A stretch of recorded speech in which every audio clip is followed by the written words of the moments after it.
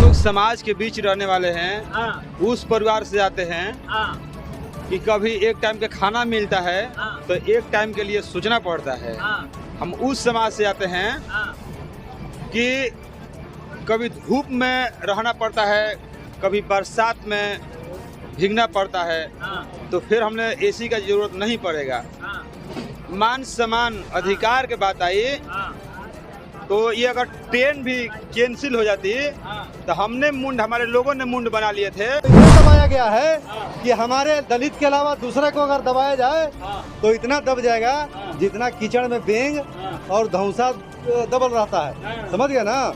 तो हम देखिए जर्नल में अपने पूरे अम्बेडकरवादी के साथ सफर कर रहे हैं। इस बार इस जातिवादी सरकार को, दलित विरोधी सरकार को हमने घुटने पर लाने का जो राष्ट्रीय अध्यक्ष चंद्रशेखर आजाद ने आह्वान किए हैं कि केंद्र सरकार को घुटने पर ला देना है, तो घुटने पर लाने के लिए हमने पैदल भी जाते दिल्ली, लेकिन जाते।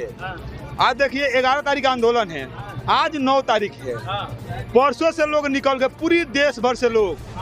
हमारा जो पूर्व प्रदेश अध्यक्ष है वे परसों कहीं निकले हुए हैं, दिल्ली में गए देखे कि पूरा बहुजन समाज के लोग 2 दिन 3 दिन पहले से ही लोग वहाँ पर जाम होगा। कहा जी दिल्ली पूरी जाम हो गई है और केंद्र सरकार अभी से ही हिल गई है। उस बेवकूफ से हम पूछना चाहते हैं कि देख हम जर्नल में खड़े खड़े जा रहे हैं और तू कह रहा है कि हम आगे बढ़ चुके हैं। अच्छा बताइए, उस बेवकूफ से हम कह देना चाहते हैं कि तू दलित बन के जो जहाँ भी तू जज ड्यूटी है, जज है और चाहे कोई मंत्री विधायक है, तू उसी पद पे रहना, लेकिन किसी दलित बस्ती में किराया पर रूम लेके। जो माननीय सुप्रीम कोर्ट के द्वारा SC/ST आरक्षण में वर्गीकरण की जो फैसला सुनाया गया है, सबसे पहले जो कॉलेजियम सिस्टम चल रहा है उस कॉलेजियम सिस्टम को खत्म करो और जो EWA जो आरक्षण दी हो उसको खत्म करो। मेरे साथ सुरेश आजाद जी हैं, बक्सर के जिला अध्यक्ष हैं। ये किसी परिचय के मोहताज नहीं है, ये भी आज जो है वो जनरल डिब्बा में सफर कर रहे हैं। और देखिए ये कमाल की बात कि दोनों लोग एक जगह बैठे हुए। सबसे पहले स्वागत है आपका जी, बहुत बहुत धन्यवाद, शुक्रिया। आपको तो एसी में जाना चाहिए महाराज, जिला अध्यक्ष है आप। ना देखिए, हम लोग समाज के बीच रहने वाले हैं, उस परिवार से आते हैं कि कभी एक टाइम का खाना मिलता है तो एक टाइम के लिए सोचना पड़ता है। हम उस समाज से आते हैं कि कभी धूप में रहना पड़ता है, कभी बरसात में भीगना पड़ता है, तो फिर हमने एसी का जरूरत नहीं पड़ेगा। मान सम्मान अधिकार के बात आई तो ये अगर ट्रेन भी कैंसिल हो जाती तो हमारे लोगों ने मुंड बना लिए थे कि अगर केंद्र सरकार ने अगर साजिश की तरह आंदोलन को कमजोर करने के लिए अगर ट्रेन भी कैंसिल करवाते तो हमने पैदल दिल्ली पहुंचते। ये हम पैदल दिल्ली पहुंच जाइएगा, दिल्ली पैदल पहुंचते। ये हम लोगों ने कसम खा लिए थे कि इस बार इस जातिवादी सरकार को, दलित विरोधी सरकार को हमने घुटने पर लाने का जो राष्ट्रीय अध्यक्ष चंद्रशेखर आजाद ने आह्वान किए हैं कि केंद्र सरकार को घुटने पर ला देना है, तो घुटने पर लाने के लिए हमने पैदल भी जाते दिल्ली, लेकिन जाते। आज देखिए 11 तारीख का आंदोलन है, आज 9 तारीख है। परसों से लोग निकल गए, पूरी देश भर से लोग। हमारा जो पूर्व प्रदेश अध्यक्ष है वे परसों कहीं निकले हुए हैं, दिल्ली में गए देखे कि पूरा बहुजन समाज के लोग 2 दिन 3 दिन पहले से ही लोग वहाँ पर जाम होगा। कहा जी दिल्ली पूरी जाम हो गई है और केंद्र सरकार अभी से ही हिल गई है। मेरे कहना है कि अब रामलीला मैदान में संविधान लीला होगा। संविधान लीला होगा रामलीला मैदान में। और इस जातिवादी सरकार को देखना पड़ेगा जो हमेशा से गरीबों के साथ अन्याय करती है, मजदूरों के साथ अन्याय करती है। हमारे आरक्षण के साथ छेड़छाड़ होता है, संविधान के साथ छेड़छाड़ होता है। लेकिन याद रखे केंद्र सरकार, ये तानाशाही सरकार याद रखे कि अगर बजा दिया जाएगा, याद रखे। और ये जवाब मांगने जा रहे हैं कि जो माननीय सुप्रीम कोर्ट के द्वारा SC/ST आरक्षण में वर्गीकरण की जो फैसला सुनाया गया है, सबसे पहले जो कॉलेजियम सिस्टम चल रहा है उस कॉलेजियम सिस्टम को खत्म करो और जो EWA जो आरक्षण दी हो उसको खत्म करो। निजी क्षेत्र में आरक्षण दो और हमारा जो आरक्षण है उसको संविधान की 9वीं अनुसूची में डालो, और वरना ही तो ये तो अंगड़ाई है, आगे और लड़ाई है। अगर 11 सितंबर की बात अगर सरकार हमारा बात नहीं सुनती है तो इससे भी बहुत बड़ा आंदोलन सीधा वहाँ करेंगे। कहाँ कि जहाँ ये तानाशाही सरकार बैठती है, संसद में, संसद भवन को घेरा, संसद भवन पर हम लोग जाएंगे और संसद भवन में खुद हम लोगों ने बैठेंगे, क्योंकि वो भी मेरा अधिकार है।